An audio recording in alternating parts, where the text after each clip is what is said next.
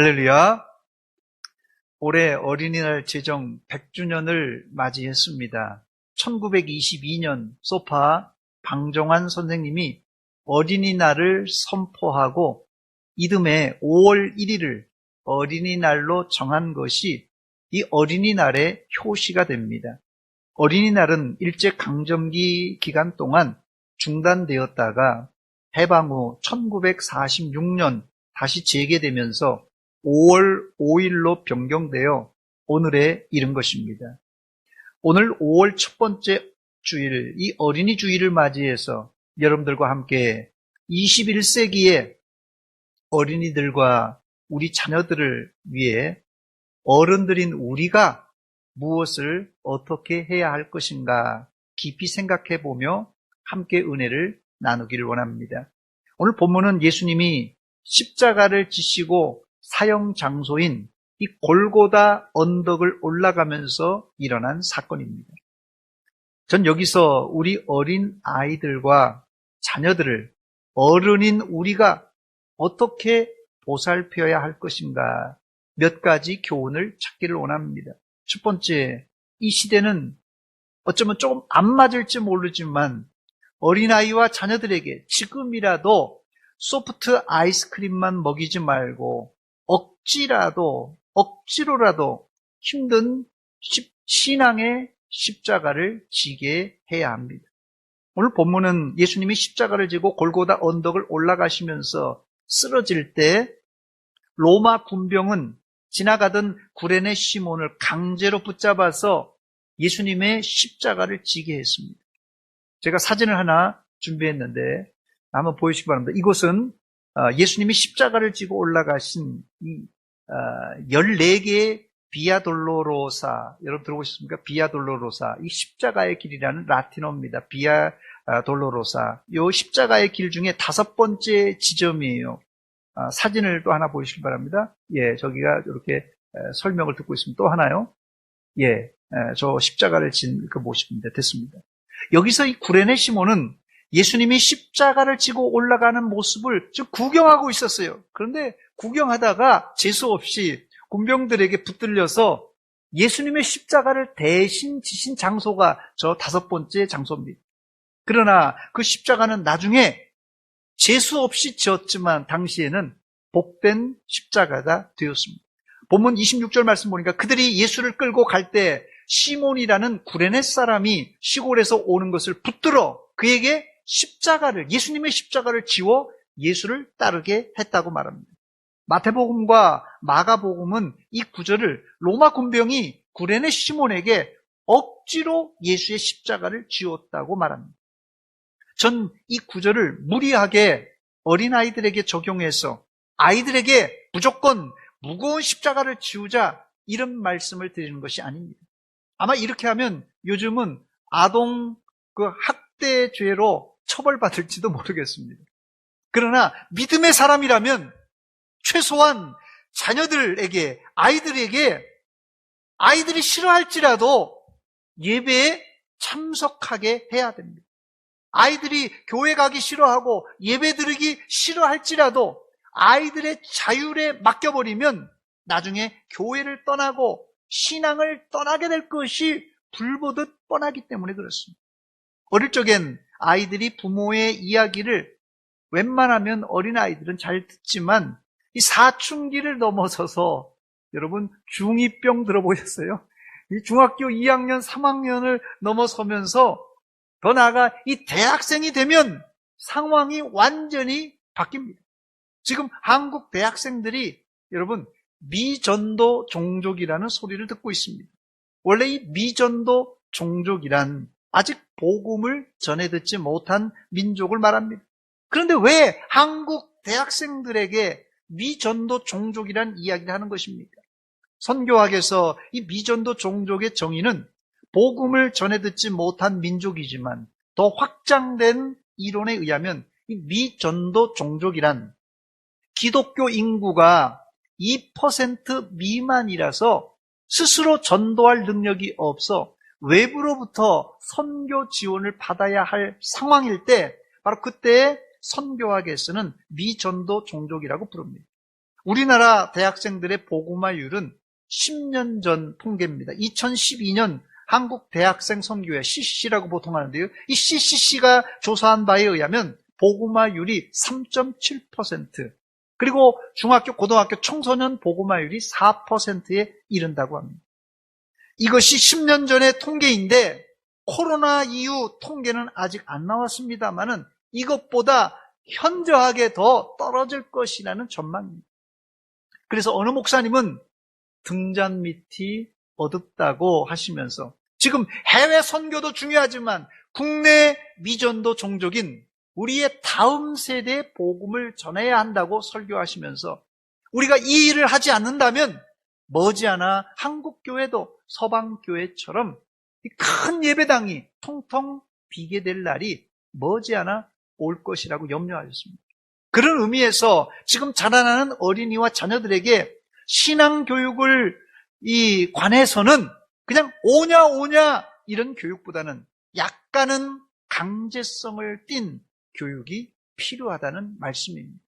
이렇게 말씀드리는 이유는 제가 예수 믿게 된 계기는 이 미션 스쿨을 다녔어요. 대광중학교에 입학하면서부터입니다.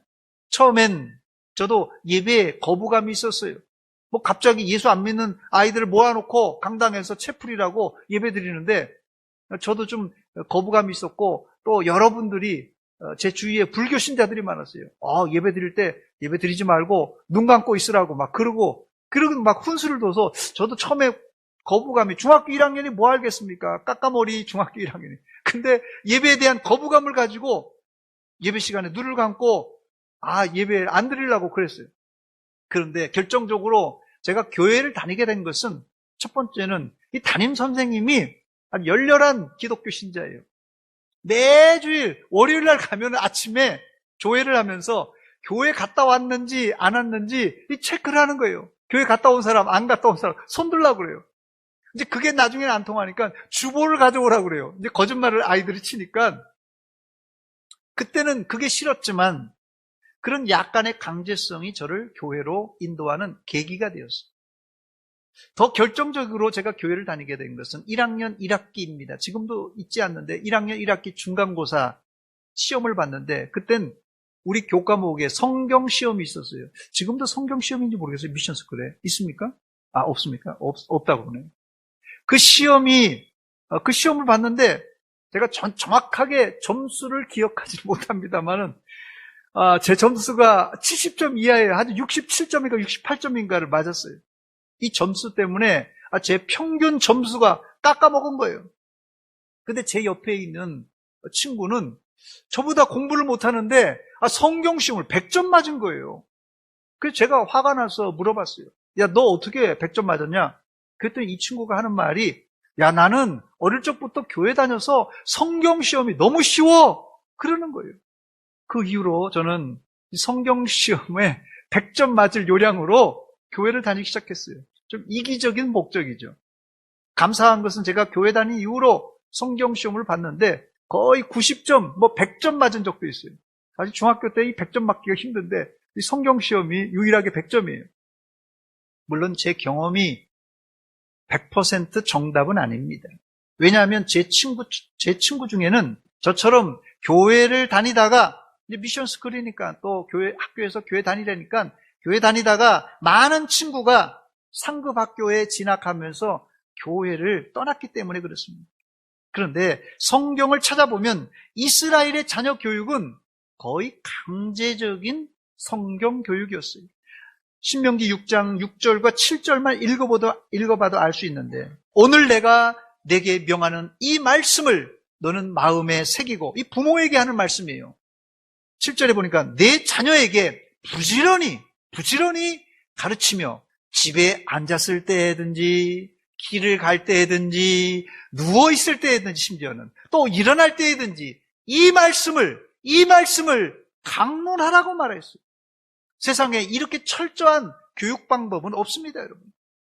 이 구절의 직접적인 대상은 부모예요. 부모에게 이렇게 명령한 것입니다.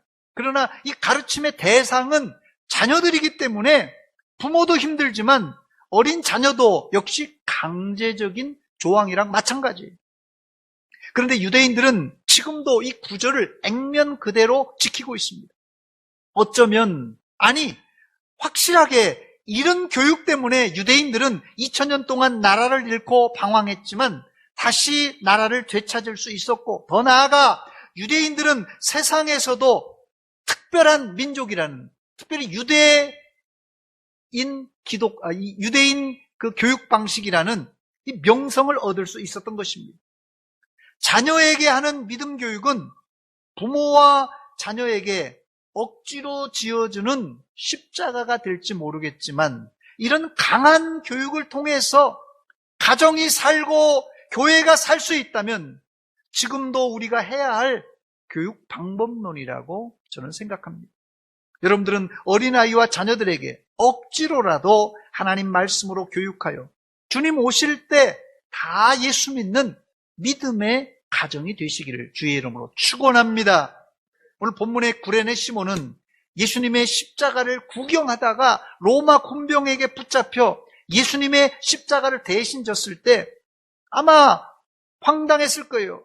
재수 없는 날이라고 생각했을 것입니다. 그러나 나중에 구전에 보면 이 일로 시몬의 아내와 두 아들은 초대교회의 지도자가 됩니다. 그 증거로 마가복음에는 아버지 구레네 시몬보다 두 아들의 이름이 강조되고 있습니다. 마가복음 15장 21절입니다. 마침 알렉산더와 루포의 아버지인 구레네 사람 시몬이, 알렉산더와 루포의 아버지인 구레네 사람 시몬이, 구레네 시몬의 두 아들의 이름이 뭡니까? 알렉산더와 루포라고 말합니다. 이제 여러분들의 이름보다, 여기 어르신들한테 죄송한지 모르지만 아마 그게 더 좋을 거예요. 여러분들의 이름보다 여러분의 자녀의 이름이 빛나야 합니다. 이건 모든 부모의 소원일 것입니다. 그 방법은 무엇입니까? 방법은 내가 억지로라도 십자가를 지고 가는 것입니다. 이것을 자녀들이 제일 잘 봅니다. 십자가 지는 모습을 부모가 자녀들에게 보여줘야 됩니다. 그리고 자녀들에게도 신앙의 십자가를 좀 무겁지만 지워줘야 돼요. 이것이 가장 좋은 교육 방법입니다.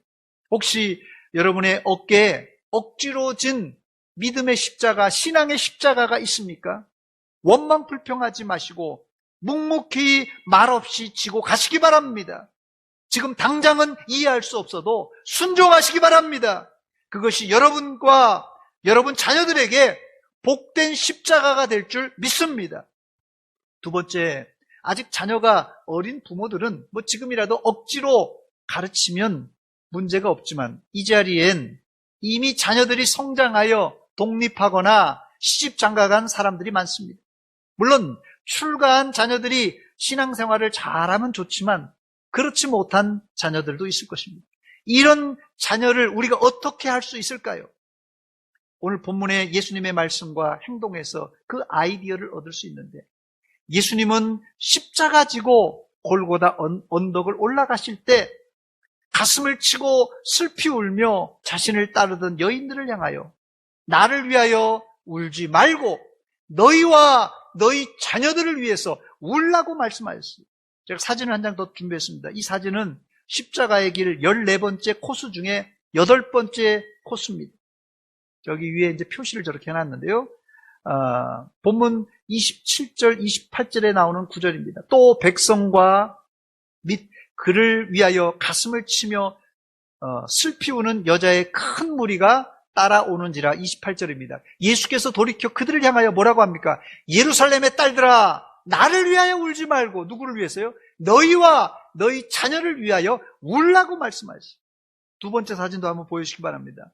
울면서 예수님을 따르는 여인들의 사진입니다. 조금 이 사진이 찌그러졌는데요. 이 여인들이 옆에면서 울면서 예수님을 따르고 됐습니다.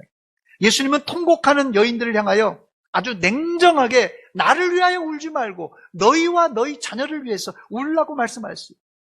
우리가 날 위해 고난당하신, 날 위해 십자가 달리신 주님을 생각할 때 눈물이 나죠. 예수 믿는 사람이라면 날 위해 십자가 달리셨는데 눈물 안 나겠습니까? 그렇지만 왜 우리가 예수님보다 우리와 우리 자녀들을 위해서 눈물을 흘려야 되는 것입니다. 그 이유는 예수님보다 우리와 우리 자녀들의 신세가 더 딱하기 때문에 그렇습니다.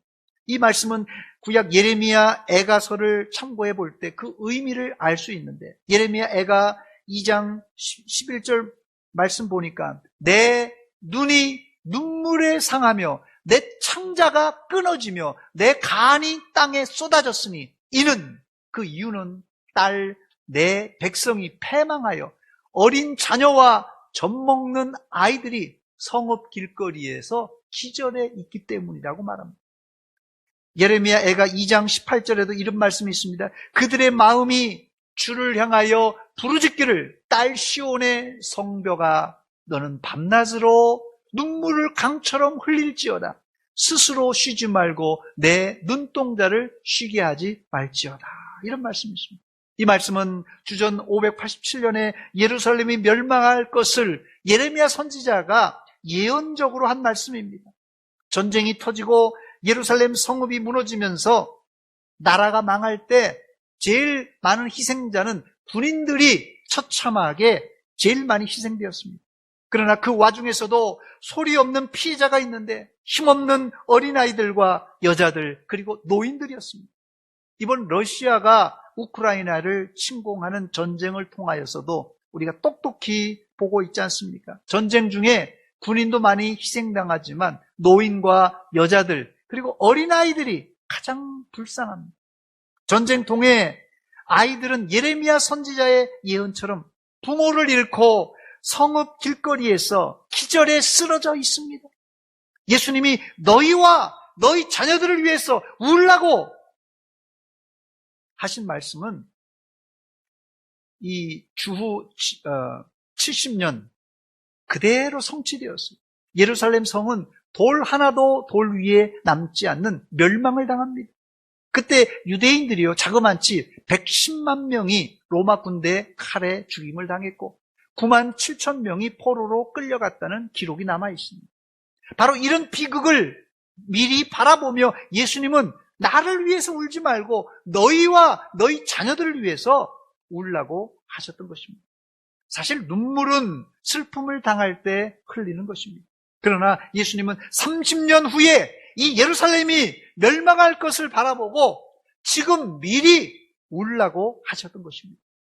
역사엔 만약이라는 단어가 없지만 만약 당시 이스라엘이 예수님의 말씀을 듣고 이스라엘이 니느웨 사람들처럼 회개하며 제 위에 앉아서 통곡하며 울었다면 멸망당하지 않았을지도 모릅니다. 그러나 이스라엘은 예수님의 말씀을 듣기는커녕 예수님을 십자가에 못 박아 죽이고 말았습니다. 예수님은 공생의 시절에 이들에게 이미 천국의 백성의 속성과 태도를 말씀하셨는데 마태복음 5장 4절 말씀 보니까 애통하는 자는 복이 있나니 그들이 위로를 받을 것이며 애통하는 자가 복이 있다고 말씀하셨습니다. 예수님의 팔복, 이 애통하는 자가 복이 있다는 말씀과 오늘 본문의 말씀에 공통점이 있는데 자녀들을 위해서 애통하며 울라는 말씀이에요. 현대인의 비극은 울어야 할 장소에서 울지 못하고 울지 말아야 될 곳에서 우는 것입니다. 현대인들이 감성을 자극하는 이 드라마를 보면서는 거기서 막 펑펑 울면서 현대 기독교인들이 애통하고 회개하라는 설교를 듣고도 그냥 담담해요. 기독교인들은 내 죄와 내 자녀들이 죄로 인해서 지옥 갈 것을 바라보고 애통하며 눈물을 흘려야 됩니다. 아멘입니까? 제가 어렸을 때만 해도 교회에서 성찬식을 행할 때면 온 예배당이 훌쩍훌쩍 이쪽 저쪽에서 훌쩍훌쩍 그랬습니다. 또 목사님이 설교 중에 회개하라고 하면 손수건을 가지고 눈물을 훔치는 권사님, 집사님들이 많았습니다. 제가 어릴 적이니까 본 거 그대로 얘기하는 겁니다. 그때는 예배 드리러 오면서 손수건을 가지고 다녀야 했어요. 손수건이 필수품이었습니다. 저도 얼마 전만 해도 손수건을 꼭 지참하고 예배에 참석했는데 언제부터인지 저도 이게 요새는 이 세련된 우리 제 아내가 세련된 와이셔츠를 사줘서 그런데 이 와이셔츠 안에 이 안주머니가 없는 요새는 또 와이셔츠에 주머니가 없는 와이셔츠입니다. 언제부터인지 저도 손수건 없이 예배와 기도에 참석했습니다. 저는 이것이 한국 교회와 대전 서문교회, 아니 한 목회자의 비극이라고 생각합니다. 지금 예배 중에, 기도 중에 목사와 성도의 눈물이 말라버렸습니다. 제가 너무 눈물을 강조하고 감정을 자극한다고 생각하는 분들이 계실지 모르겠는데요. 이것은 제 얘기가 아니라 예수님의 말씀입니다. 너희와 너희 자녀들을 위해서 울라. 애통하는 자는 복이 있도다. 예수님의 말씀입니다. 오늘 설교를 통하여 여러분 영혼의 눈물샘이 자극을 받아서라도 예레미야 선지자처럼 눈물의 장로님, 눈물의 권사님, 눈물의 집사님, 눈물의 성도가 되시기를 주의 이름으로 축원합니다. 제가 오늘 이 설교를 하는 것은 전라도 말로 폭폭해서 하는 설교입니다. 다 큰 자식을 부모가 어떻게 하겠습니까? 다 큰 자식을 죽이겠어요? 살리겠어요? 우리는 단지 하나님 앞에 나와서 우리 자녀들, 우리 손주들이 믿음으로 살라고 하나님께 눈물로 호소할 수밖에 없습니다. 눈물로 기도하는 부모가 있는 한, 눈물로 기도하는 할아버지, 할머니가 있는 한 그 자식은 망하지 않습니다. 아멘입니까? 예배당에 처음 간 날 서원한 기도, 아들의 병 고쳐주시면 주의 종이 되게 하렵니다. 간절하게 기도하신 어머니, 죽음에서 건져주신 주님의 은혜 어찌다 갚으오리까. 그러나 이젠 예수를 모른다 하니 아버지여 어찌합니까. 내 평생 소원 이것뿐, 내 평생 소원 이것뿐. 우리 아들을 주의 종이 되게 하소서. 아버지여, 나의 아버지여, 나의 기도 들어주소서. 간구하는 어머니의 기도 눈물로 강을 이루네. 간구하는 어머니의 기도 눈물로 강을 이루네. 할렐루야. 김석균 목사님 작곡 작사 어머니 기도라는 찬양입니다. 우리 시대에 우리와 우리 자녀를 위하여 울어야 하는 이유는 우리가 말세에 장차 망할 장망성에 우리가 현재 살고 있기 때문에 그렇습니다. 여러분들은 이 세대를 영적으로 잘 분별하시고 눈물로 기도하심으로 여러분의 가정은 최소한 다 구원받으시기를 주의 이름으로 축원합니다. 더 나아가 우리 교회 다음 세대 주일 학생들을 위하여서도 눈물로 기도해 주시기 바랍니다. 하나님은 우리의 눈물을 보시고 불쌍히 여겨주실 줄 믿습니다. 세 번째 끝으로 예수님은 순환을 당하셨지만 용서하셨습니다. 본문 34절 말씀을 보니까 이에 예수께서 이르시되 아버지 저들을 사하여 주옵소서. 자기들이 하는 것을 알지 못함이니이다. 예수님은 십자가에 매달릴 사람이 아닙니다. 죄가 없는데 왜 예수님이 바보같이 행악자들과 함께 십자가에 매달려 죽임을 당하는 것입니까? 제가 그런 상황이라면 분을 삭히느라고 십자가에 매달려서 씩씩댈 시간이 필요했을 것입니다. 그러나 예수님은 자신을 십자가에 못 박고 자신이 입고 있던 옷을 발가벗겨서 제비를 뽑는 군병들을 보면서도 아버지, 저들을 사하여 주옵소서. 자기들이 하는 일을 알지 못합니다. 하나님께 기도하셨어요. 위대한 용서입니다, 여러분. 여러분, 용서는 네가 나한테 잘못했으니까 네가 나한테 지금 와서 빌면 내가 용서해 주겠다. 이게 아닙니다. 이건 세상적인 용서 방법이에요. 예수님은 이들이 회개할 것인지 안 할 것인지 전혀 고려하지 않고 무조건 용서해 주셨습니다. 이것이 바로 예수 믿는 사람들 사이에 해야 할 용서이고 또 부모 자식 간에 형제 간에 해야 할 용서입니다. 이번 가정의 달을 맞이해서 여러분의 가정이 행복한 가정, 믿음의 가정으로 다시 회복되시길 원한다면 다른 방법이 없습니다, 여러분. 부모의 잘못, 자녀의 잘못, 형제의 잘못, 남편의 잘못, 아내의 잘못을 무조건 용서해 주시기 바랍니다. 물론 억울한 점이 있겠죠. 왜 나는 매일 당하고만 사는가? 억울한 점이 있을 것이에요. 그러나 용서해 주세요. 그러면 그 다음은 하나님이 책임져 주십니다.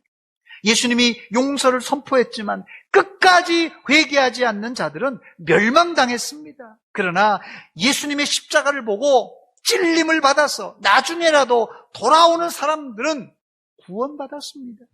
이것이 예수님 용서의 결과입니다.